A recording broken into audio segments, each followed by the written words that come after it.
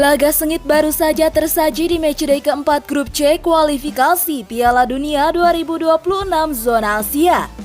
Meski berstatus tim tamu, skuad Garuda pantang menyerah, menunjukkan perjuangan yang luar biasa untuk bisa mengamankan 3 poin.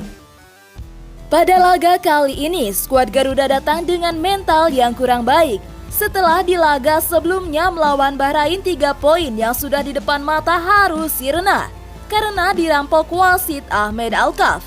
Sementara itu, tim tuan rumah merasa pilu setelah di 3 pertandingan belum sekalipun meraih poin. Setelah dibantai Jepang, Arab Saudi hingga Australia, Sintayong sendiri langsung menurunkan skuad terbaiknya melawan Cina. Bahkan Misil Gres kembali dipercaya untuk mengawal lini belakang skuad Garuda. Seperti yang sudah diprediksi, jual beli serangan dilakukan oleh kedua negara untuk bisa mengamankan 3 poin di laga kali ini. Bahkan pelatih Cina Branko Ivankovic mengatakan akan sangat sulit mengalahkan timnas Indonesia lantaran skuad asuhan Sintayong tersebut dihuni para pemain yang berkiprah di Eropa. Indonesia adalah tim kuat. Kami tahu mereka punya banyak pemain yang berkiprah di Liga Belanda dan Belgia, ujar Ivankovic di situs resmi AFC. Pernyataan aneh AFC bikin anggota EXO PSSI keheranan.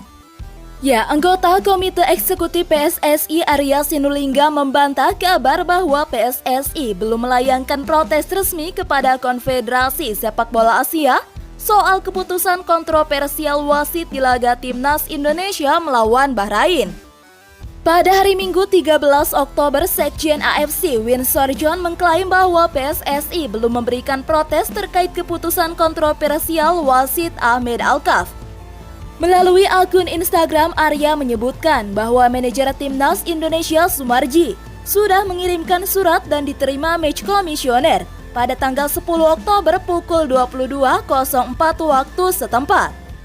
Arya Sinulinga juga mengungkapkan bahwa PSSI telah mengirimkan surat protes ke FIFA keesokan harinya. Lebih lanjut, Arya menyebutkan bahwa surat protes PSSI melalui surel sudah diterima pihak AFC. Selanjutnya, Arya berharap AFC maupun FIFA bisa memproses surat aduan dari PSSI soal kepemimpinan wasit Ahmed Alkaf. Supporter timnas Malaysia kena sindir usai Harimau Malaya kalah telak 4-0 dari Selandia Baru. Kekalahan telak yang dirasakan timnas Malaysia pada laga uji coba menjadi sorotan tajam para supporter timnas Indonesia di media sosial. Dalam pertandingan uji coba teranyarnya, Malaysia harus alami nasib apes dan kalah telak 4-0 kontra Selandia Baru. Bertanding di North Harbour Stadium pada hari Senin 14 Oktober 2024 siang waktu Indonesia Barat, tim tamu Malaysia sempat menahan imbang Selandia Baru sepanjang babak pertama. Namun setelah jeda, Malaysia terlihat kewalahan mengimbangi permainan cepat Selandia Baru hingga akhirnya harus terbantai 4-0. Usai pertandingan, para supporter timnas Indonesia pun tak luput mengomentari rapor buruk Malaysia tersebut. Dilansir dari akun onefootball.my, terlihat sudah banyak komentar dari supporter Indonesia yang rata-rata menyindir kekalahan timnas Malaysia.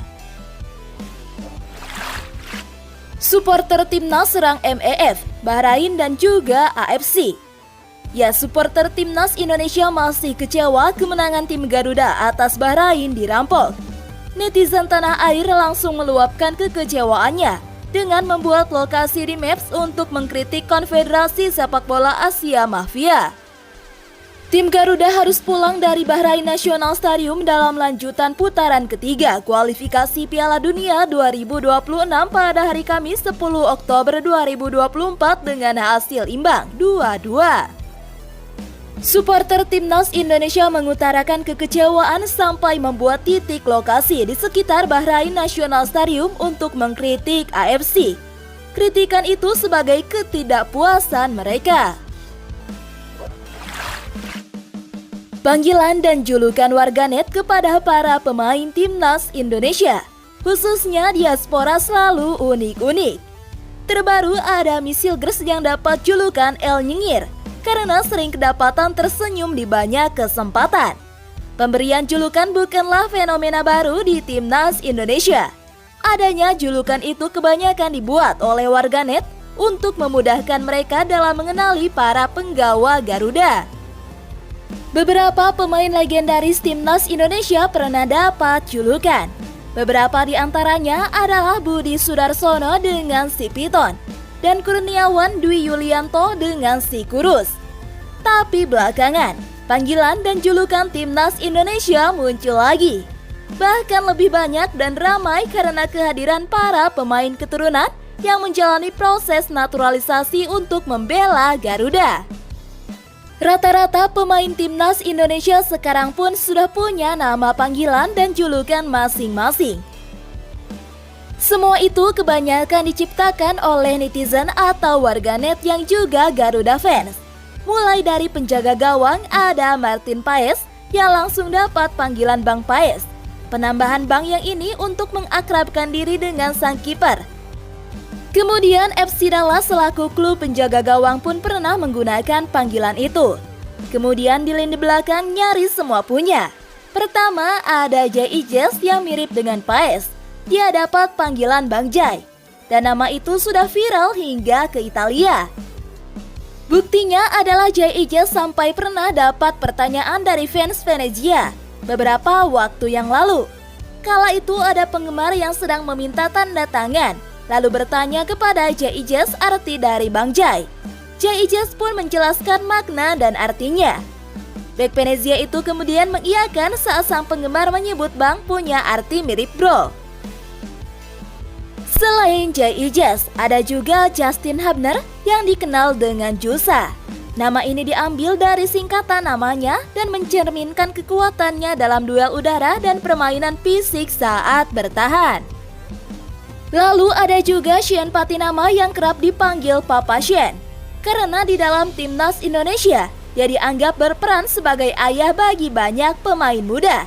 Salah satunya oleh Ivar Jenner. Selanjutnya ada Ivar Jenner, di mana ia sendiri mendapatkan julukan motor. Panggilan ini dibuat oleh Rafael Stuik saat mengomentari salah satu unggahan Ivar di Instagramnya sendiri. Motor diambil karena Ivar dianggap sebagai motor serangan Timnas Indonesia. Partner Ivar Jenner Tom Haye dapat julukan tak kalah ciamik. Pemain Almere City itu disebut sebagai sang profesor karena permainannya yang cerdik. Lalu ada juga Ragnar Oratmangun dengan julukan Wak Haji karena dia beragama Islam dan punya ketenangan di lapangan. Selain itu, Ragnar juga dihormati oleh banyak pemain layaknya seorang haji. Sandy Walsh jadi pemain yang punya banyak panggilan. Mulai dari Es Krim Walsh, karena penyebutan namanya mirip dengan produk es krim Walsh. Hingga yang terbaru adalah Mas Kumis, karena penampilannya sekarang berkumis.